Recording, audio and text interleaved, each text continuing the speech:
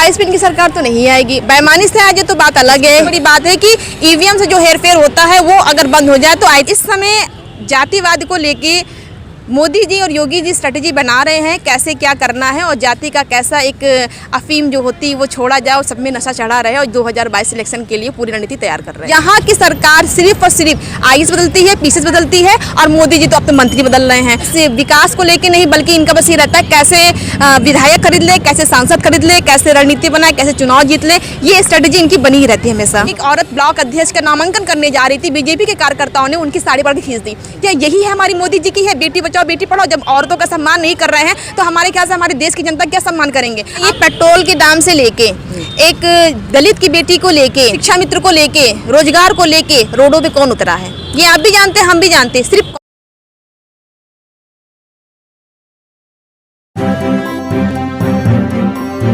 Media voice, आपकी आवाज। नमस्कार, आदाब। मीडिया वॉइस में आप सभी का स्वागत है। मैं हूं आपके साथ अल्फराज शेख। इस वक्त हम मौजूद हैं उत्तर प्रदेश की राजधानी लखनऊ में। लखनऊ नवाबों का शहर है और आज हम उन्हीं लोगों से जानेंगे कि 2022 विधानसभा चुनाव में यहाँ की जनता का क्या माहौल बन रहा है और आगामी 2022 में यहाँ की जनता उत्तर प्रदेश में किसे मुख्यमंत्री के रूप में देखना चाहते हैं। लखनऊ में किस तरीके से 4 से 4.5 सालों में काम हुए हैं, यहाँ की लोकल जनता से हम जानेंगे। मैम, क्या नाम है आपका? राशिदा नाम मेरा है। राशिदा जी, क्या लगता है 2022 में सरकार बाजी मारने वाली है और कोई सी है दोबारा से बीजेपी विराजमान होगी? देखिए, बीजेपी को तो आना नहीं है क्योंकि जो बीजेपी है वो हिंदू मुस्लिम की राजनीति करती है और हमारे देश में हिंदू मुस्लिम की राजनीति नहीं है।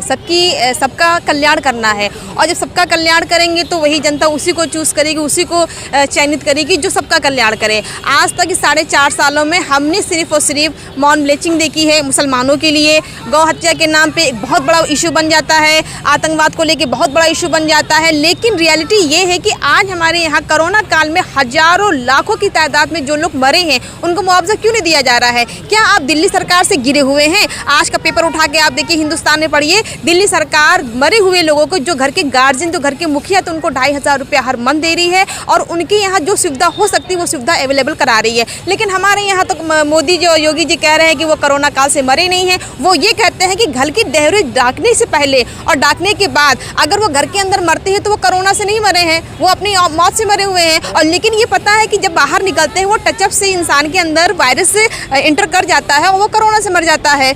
जब आप इतनी बात कर रहे हैं, कोरोना से इतने सारे लोग मरे हैं, आपने मास्क क्यों नहीं लगाया फिर? मैम, हम मास्क तो लगाए हुए हैं, लेकिन ये अब इसमें बात करें तो बात मेरी अंदर ही रह जाएगी और बात इसे बाहर नहीं आ पाएगी। ठीक है। और तीसरी बात ये कि इस समय आप देखिए कि वैक्सीन तो करा रहे हैं, जो इतनी बड़ी होर्डिंगें लगवा रहे हैं पेट्रोल पंप पे, एयरपोर्ट से लेके आप जहाँ तमाम देखेंगे, एक होर्डिंग को कम से कम 5 से 6 हज़ार एक मिनिमम मैं अमाउंट बता रही हूँ। लेकिन ये जो अमाउंट है, अगर ये आप देखिए पूरी दुनिया में लगना है, 100 करोड़ का अमाउंट ये लग चुका है। तो जरूरी है आपको प्रसार करना। हर जगह तो आपने अपने विज्ञापन लगा रखे हैं, तो क्या यही हमारी जनता के लिए आप सेवा कर रहे हैं? आप तो अपनी सेवा कर रहे हैं।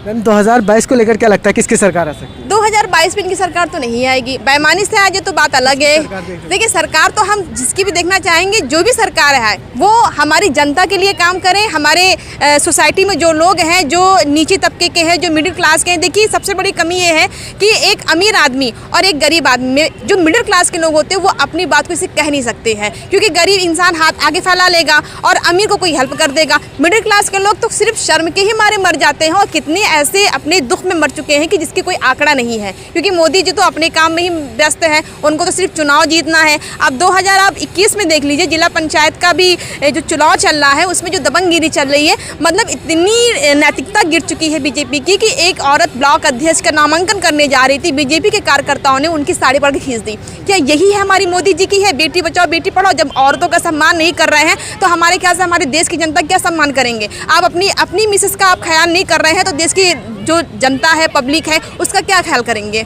मैम, उत्तर प्रदेश में वोट बैंक की जो राजनीति होती है, लगातार जब इलेक्शन से पहले तो दावे वादे करे जाते हैं विकास को लेकर, शिक्षा को लेकर, लेकिन जब उत्तर प्रदेश में चुनाव नज़दीक आ जाते हैं तो जनता बढ़ जाती है, चाहे वो जातिवाद में बटे या और किसी चीज़ में बटे। तो ऐसा लगता है 2022 में जो चुनाव होगा वो जातिवाद में न बटकर शिक्षा व्यवस्था और इन सारे मुद्दों पर होगा। देखिए, ये हम लोग तो चाहते हैं कि शिक्षा व्यवस्था और सब पे बटे, लेकिन ये आकर ऐसा मोटिवेट कर देंगे जनता को, ऐसा भ्रमित कर देंगे कि जनता गुमराह हो जाती है। हमारी भोली भाली जनता है, कुछ तो पढ़ी कुछ तो अनपढ़ है, उन्हें क्या पता है, वो तो वोट उन्हीं को देंगे जो हमारा समाज का कल्याण कर सके। लेकिन यहाँ पे तो सबसे बड़ी बात है कि ईवीएम से जो हेरफेर होता है वो अगर बंद हो जाए तो आई थिंक कि वो जीत जाए, हमारी जो हम जिसको चाह रहे हैं वो जीत जाए।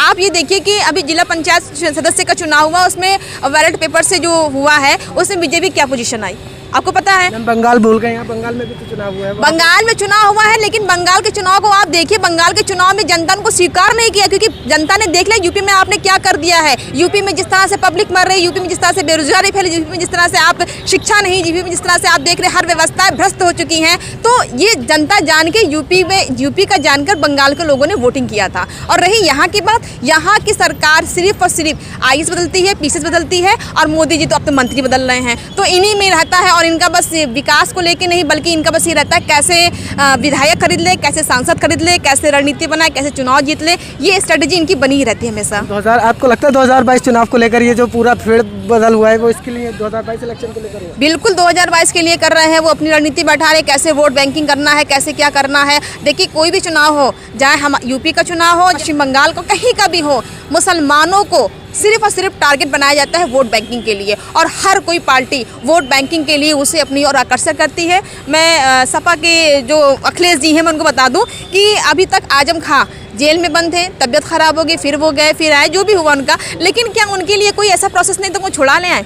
नहीं ना। अब ये हमारी जो है कानूनी प्रक्रिया से हुआ ना, जो कुछ होगा कानूनी प्रक्रिया तो होगी, मैंने कहा कि नहीं, लेकिन आपने मुसलमानों को यूज तो किया ना। मुसलमानों के लिए क्या कर दिया है, किसको क्या रोजगार दे दिया है? वाई ग्रुप के लोग की नौकरियां लगती हैं, वाई ग्रुप के लोग सेलेक्ट होते हैं, फिर एम ग्रुप के लोग कहाँ चले जाते हैं? ये तो खाली एक जातिवाद के लिए आपने एक मोहरा बैठा रखा था उन्हें। और फिर बाकी मैं मायावती की बात करती हूँ, बसपा की, तो बसपा की भी हाल है, वो भी वाई ग्रुप एम ग्रुप के लोग को यूज करती है। तो ये जाति जो समीकरण है, ये समाज में, ये हमारे यूपी में बहुत तेज फैला हुआ है। अगर पब्लिक इससे हटकर वोट देती है तो बहुत ही बेस्ट है। लेकिन ये है कि इस समय जातिवाद को लेके मोदी जी और योगी जी स्ट्रेटेजी बना रहे हैं, कैसे क्या करना है, और जाति का कैसा एक अफीम जो होती है वो छोड़ा जाए और सब में नशा चढ़ा रहे, और 2022 इलेक्शन के लिए पूरी रणनीति तैयार कर रहे हैं। उत्तर प्रदेश में असदुद्दीन ओवैसी भी अपनी 100 सीटों को लेकर दावा कर रहे हैं कि हम 100 सीट लड़ेंगे। क्या लगता है असदुद्दीन ओवैसी 100 सीटों पर चुनाव लड़कर सरकार बनवाएंगे? देखिए वैसी तो मैं कहूँगी ये कि जो भी हैं ये मुझे नहीं लगता मुसलमानों के ये हितकार हैं या मुसलमानों के मसीहा हैं, क्योंकि ये जब भी जीतते हैं जाके बीजेपी में गठबंधन कर जाते हैं, बीजेपी मिल जाते हैं।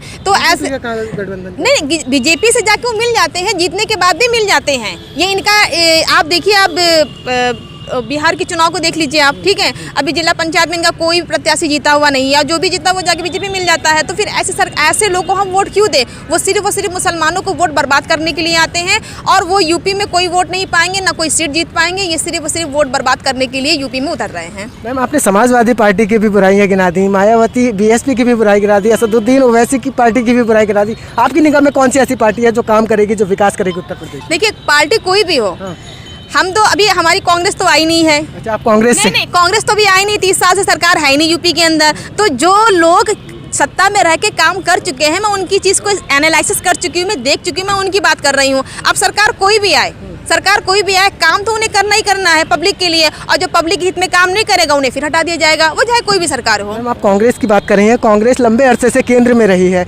आपको लगता है कांग्रेस को जिस तरीके से आवाज़ उठानी चाहिए तो वो उस तरीके से विपक्ष अपना काम कर रहा है?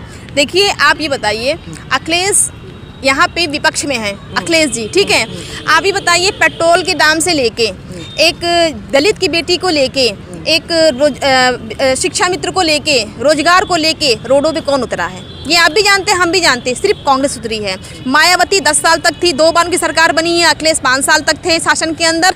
कौन सा ऐसा शख्स है जो लाठियां खाया हुआ है पुलिस के लिए? क्योंकि विपक्ष में वही लोग थे, लेकिन विपक्ष में हम लोग इसमें यूपी में नहीं है, केंद्र में है, यूपी में वो लोग हैं, लेकिन कोई उतरा नहीं है। मैं किसी की तारीफ नहीं कर रही हूँ, लेकिन जो काम पब्लिक के हित के लिए किया जा रहा है मैं उसकी बात कर रही हूँ। अब देखिए हमारे यहाँ यूपी के अंदर प्रियंका गांधी नहीं है, लेकिन उन्होंने जिस तरह से उस बार गाड़ी अवेलेबल कराई थी प्रवासियों के लिए, इस बार जो कोरोना किट की दवाइयाँ अवेलेबल कराई है, वैक्सीनेशन करा रही हैं हर जगह, मतलब कि वैक्सीनेशन को लोग को मतलब प्रोत्साहित कर रही है कि आप भाई लगवा लीजिए। दूसरा गांव गली में सैनिटाइजर भी जो उनसे हो सकता है वो करती हैं। तो वो तो विपक्ष में नहीं है ना, उनका तो काम नहीं है, लेकिन वो फिर भी कर रही हैं। क्यों कर रही हैं? चेहरा है उत्तर प्रदेश में, आपको लगता है मुख्यमंत्री के पद का चेहरा है?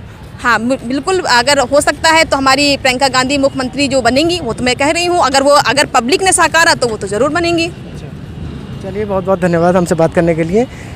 तो मीडिया वॉइस की ग्राउंड रिपोर्ट लगातार जारी है, आप देखते रहिए मीडिया वॉइस। इस पूरी रिपोर्ट पर आपकी क्या कुछ राय बन रही है, हमें कमेंट करके ज़रूर बताइए। ये वीडियो फेसबुक पर देख रहे हैं, हमारे पेज को लाइक कीजिए। अगर यूट्यूब पर देख रहे हैं तो मीडिया वॉइस को सब्सक्राइब करना ना भूलें। देखते रहिए मीडिया वॉइस। शुक्रिया।